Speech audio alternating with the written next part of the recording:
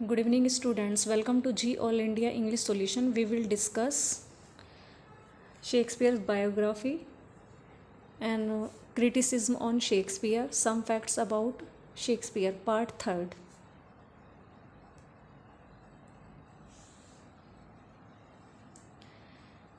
The homosexual reader determined to secure our top bard as a patron saint of the Homintern. Homintern is a organization, एक संगठन है होमिंटन. Has been uncritically, बिना आलोचना के, enthusiastic about the first 126 of the sonnets and prefer to ignore those of the dark lady in which the relationship in is unequivocally. Equivocally means होता है unequivocally means स्पष्ट रूप से, sexual and the fact that Shakespeare was a married and a father. कि the homosexual reader, हमारे लेखक, हमारे पाठक, हमारे रीडर, हमारे पाठक होमोसेक्सुअल को होमिंटन के पैटर्न, एक पैटर्न सेंट के रूप में, एक संत के रूप में,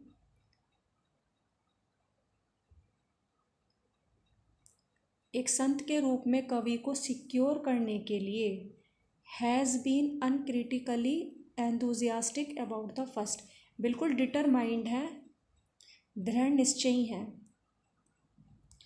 एक बार और देख लेते हैं. The homosexual reader determined to secure the top bard, कि हमारे पाठक होमोसेक्सुअल, उस होमोसेक्सुअल को होमिंटन के सेंट के रूप में एक कवि को सिक्योर करने में, मतलब टॉप बार्ड कवि को सिक्योर करने के रूप में बिल्कुल दृढ़ निश्चयी हैं, उसे संत मानने के लिए तैयार हैं, उसे सिक्योर करने के लिए तैयार हैं संत के रूप में.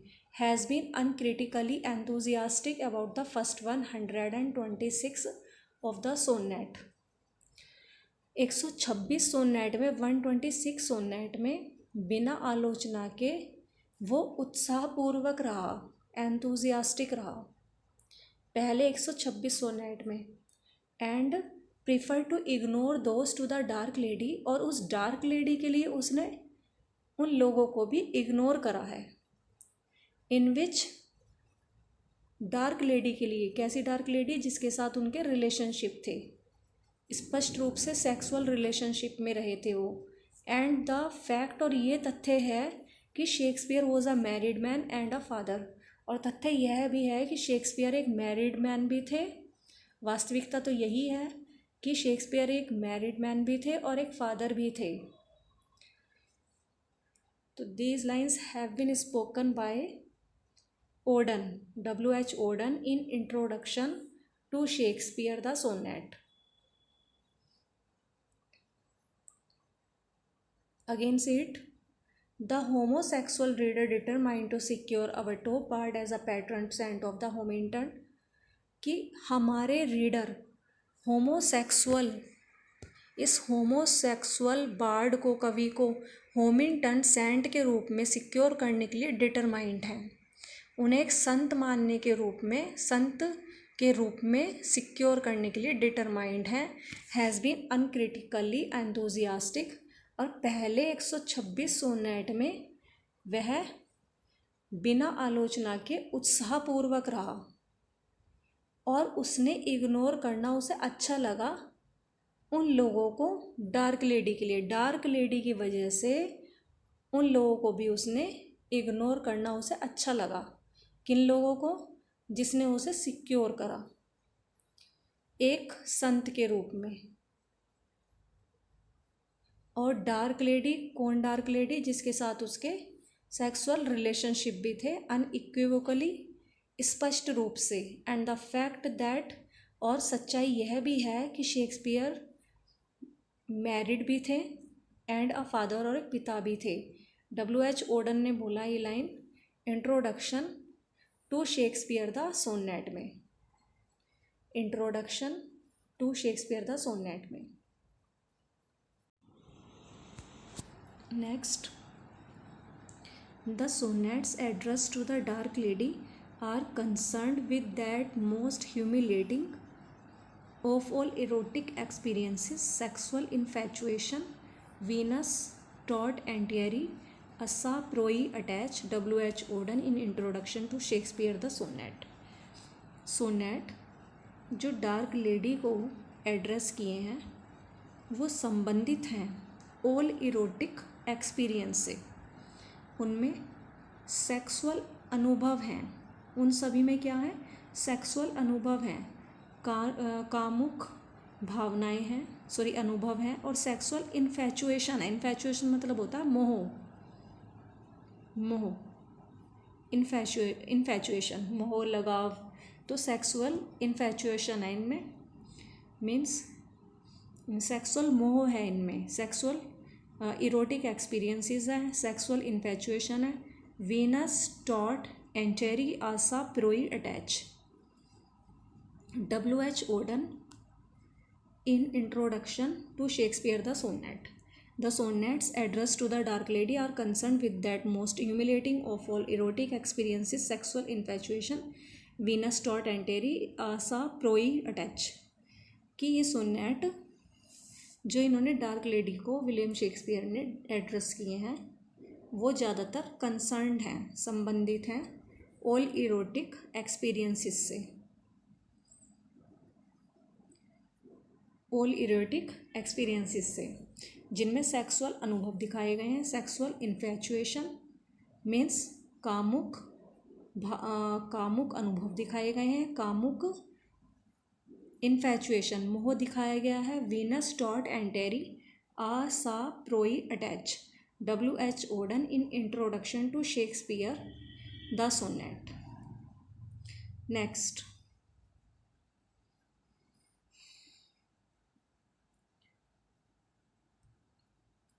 The history plays are generally 10 plays. जो इनके हिस्ट्री प्लेज हैं विलियम शेक्सपियर के वो 10 प्लेज हैं।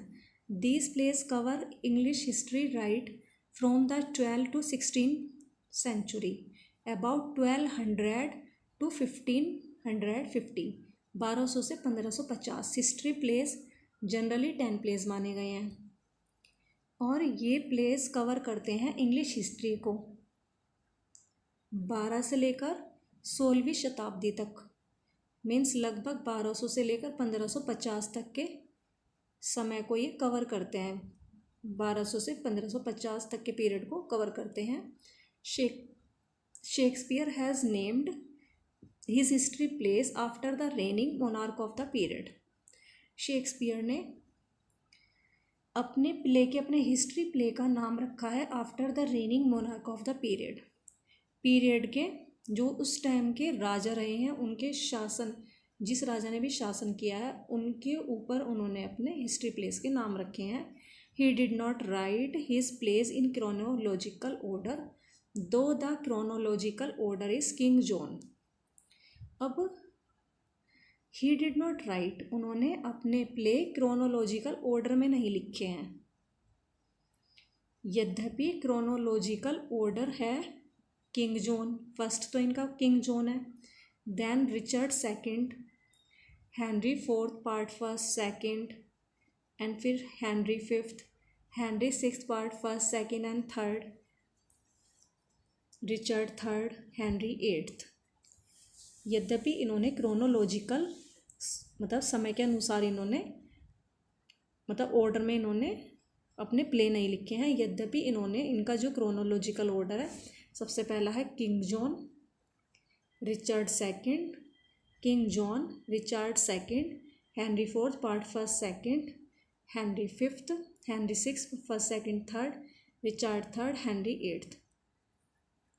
These plays cover the 5 generation of medieval power struggles.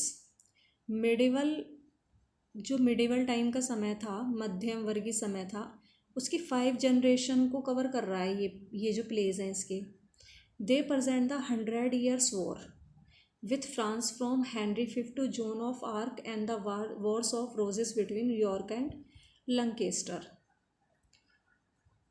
इनके ये प्ले कवर करते हैं 5 जनरेशन को, medieval power struggles. They present the 100 years war.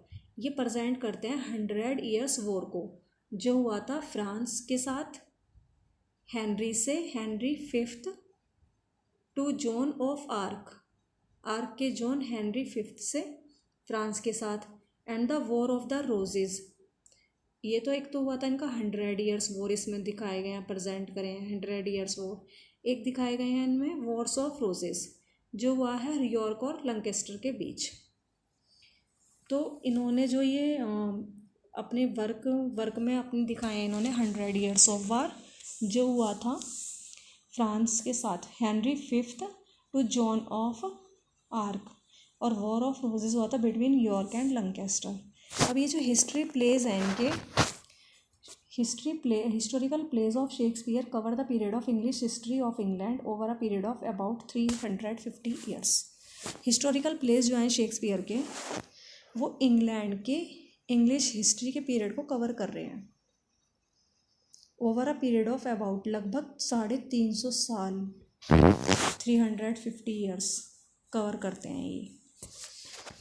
In his historical play Shakespeare have presented weakness and strength of the English kings. अब अपने historical place में Shakespeare ने weakness को दिखाया है, कमजोरियों को, और शक्तियों को दिखाया है अंग्रेजी राजाओं की। भाई किसी में, कुछ राजाओं में शक्ति है, स्ट्रेंथ तो को दिखाया है, तो उनकी किसी में अगर वीकनेस है तो वीकनेस भी दिखाई है उन्होंने। अब किस में दिखाई है इन्होंने? King John, Richard second, Henry sixth. King John, Richard second and Henry sixth. King John, Richard second, Henry sixth, इनमें इन्होंने वीकनेस दिखाई है इंग्लिश किंग्स की। King John, Richard second and Henry sixth. In his historical plays, Shakespeare has presented weaknesses and strength of English kings in Henry IV, Henry V, Richard III. He present the kingly strength. राजा की शक्ति दिखाई है इन्होंने Henry fourth में, Henry fifth में और Richard third में। Henry fourth, Henry fifth और रिचर्ड थर्ड में तो इन्होंने शक्ति दिखाई है राजाओं की। और किंग जॉन, रिचर्ड सेकंड, और हेनरी सिक्स्थ में इन्होंने कमजोरी दिखाई है राजाओं की, जो अंग्रेजी राजा हैं। एक बार और देख लेते हैं। कमजोरी दिखाई है अंग्रेज राजा जो थे, उनकी कमजोरियों को दिखाया है इन्होंने किंग जॉन में, रिचर्ड सेकंड में और हेनरी सिक्स्थ में। और हेनरी फोर्थ, हेनरी फिफ्थ और रिचर्ड थर्ड में इन्होंने राजाओं की स्ट्रेंथ दिखाई है, शक्ति दिखाई है। The identity of mister WH is uncertain. WH की जो आइडेंटिटी, पहचान है, वो अनसर्टेन है। Most person who write on the subject have felt it to prosaic to hold that mister WH was simply a person who brought the poem into publisher's hand. Rather, they have sought to identify him with the friend to whom many of the poems are addressed. And the favorite candidates are William Herbert. कुछ लोग तो इनको मानते हैं, ये WH का मतलब है विलियम हर्बर्ट, जो कि हैं earl of Pembroke and one of the dedicates of the first folio, है ना, फर्स्ट फोलियो को जो डेडिकेट किया इनमें से एक को। और Henry Wriothesley, earl of Southampton, to whom Shakespeare dedicated sorry, जिन्हें इन्होंने Venus and Adonis the rape of Lucrece dedicate की हैं इन्हें। But it is unlikely that an earl would be address to mister, yet another candidate is sir William Harvey. देखो, कुछ लोग तो इनको मानते हैं विलियम हर्बर्ट, एंड कुछ मानते हैं इन्हें विलियम हार्वे। डब्ल्यू.एस से मीन्स लगाते हैं विलियम हार्वे। और थर्ड हस्बैंड ऑफ साउथहैम्पटन्स मदर, कि जो कि थर्ड हस्बैंड है साउथहैम्पटन की मदर के, विलियम हार्वे। कुछ उनके लिए मानते हैं कि इन्होंने डब्ल्यू.एच उन्हें कहा है, जो कि साउथहैम्पटन की मदर के हस्बैंड हैं, third husband. His advocate says that Harvey was the begetter in the sense that he may have encouraged Shakespeare to write. अब कुछ लोग सोचते हैं कि जो ये हार्वे हैं वो मतलब उन्होंने एनकरेज करा है शेक्सपियर को कि वो सोनेट लिखें, अर्जिंग द मतलब उनको अर्ज करते हुए कि मतलब यंग मैन को लिखें, वो डेडिकेट करें। Courtesy William Shakespeare the sonnets edited by William Burto with introduction by W.H. Auden, New York, a Signet Classic New American Library 1965। Levitt ये तो ना इम्पोर्टेंट नहीं है, बस मेन चीज़ इसमें यह है कि इन्हें विलियम हर्बर्ट भी बोलते हैं। कुछ लोगों ने मतलब ऐसा माना है कि उन्होंने रिवर्स कर दिया लेटर को, HW कर दिया, तो हेनरी रोजले भी बोलते हैं कुछ, ये रहा HW। एंड नेक्स्ट हार्वे भी कह रहे हैं, विलियम हार्वे जो third husband of Southampton mother हैं। Shakespeare sonnets from 127 to 154 are generally known as the dark lady sonnet. ये 127 से लेके 154 जो सोनेट हैं इनके, वो डार्क लेडी को नाम से जाने जाते हैं ये, क्योंकि उन्होंने उन्हें डेडिकेट किया है। No doubt the scholars have attempted to trace out the identity of the dark lady. अब डार्क लेडी की पहचान को जानने के लिए भी, उसको ट्रेस आउट करने के लिए भी बहुत प्रयास किया गया, but her identity is still a mystery, लेकिन अब भी वो रहस्य ही बनी हुई है। She is a beautiful mistress with black hair and drawn black eyes. तक काली आँखों वाली, काले बालों वाली उनकी वो मतलब मिस्ट्रेस थी उनकी।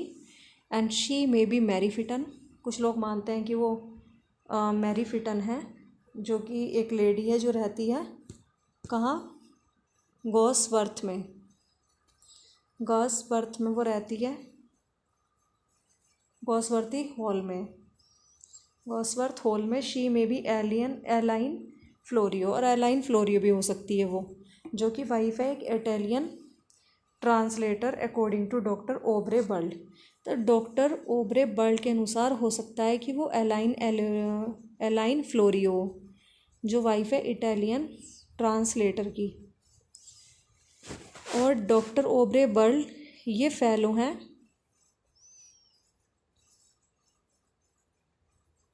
ये फेलो रहे हैं, fellow of the society of antiquaries, a fellow of the society of antiquaries. She may be Lucy, कुछ लूसी मॉर्गन मानते हैं इन्हें कि वो एक फॉलन वोमैन है, नोन एज लूसी निग्रो, एक गिरी हुई औरत है वो, मीन्स उसका नैतिक पतन हुआ है, और उसे लूसी निग्रो के नाम से भी जाना जाता है। ये है to doctor Duncan सेलकेल्ड।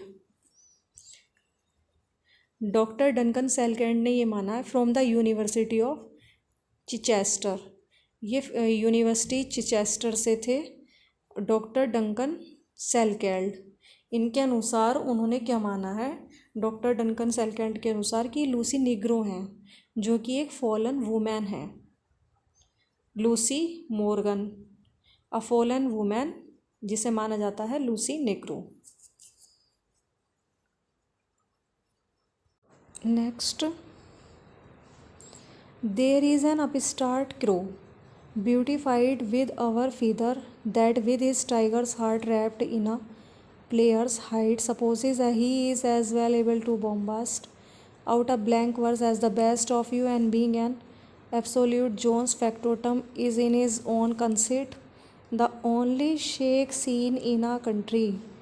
Robert Greene, a rival playwright and a pamphleteer about Shakespeare। Robert Greene एक पैम्पलेटियर थे, एक राइवल प्लेराइट भी रहे हैं, नाटककार भी रहे हैं, पैम्पलेटियर भी रहे हैं शेक्सपियर के बारे में। अब इन्होंने शेक्सपियर के बारे में कमेंट किया है कि there is an upstart crow, कि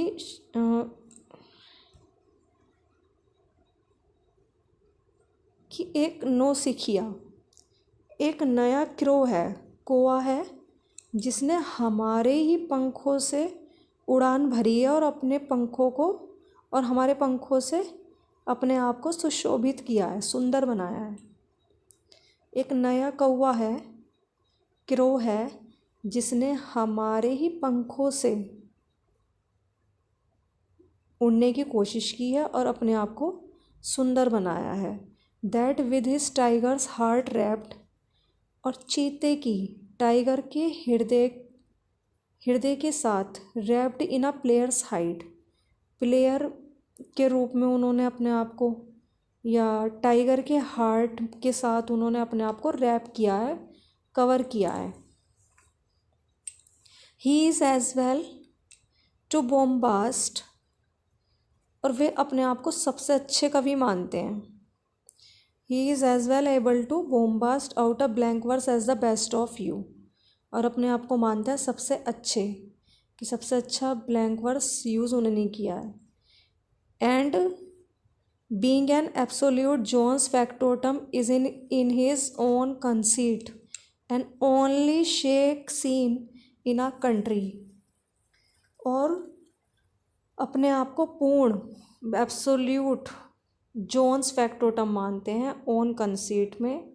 the only shake scene in a country, Robert Greene, a rival playwright and a pamphleteer about Shakespeare.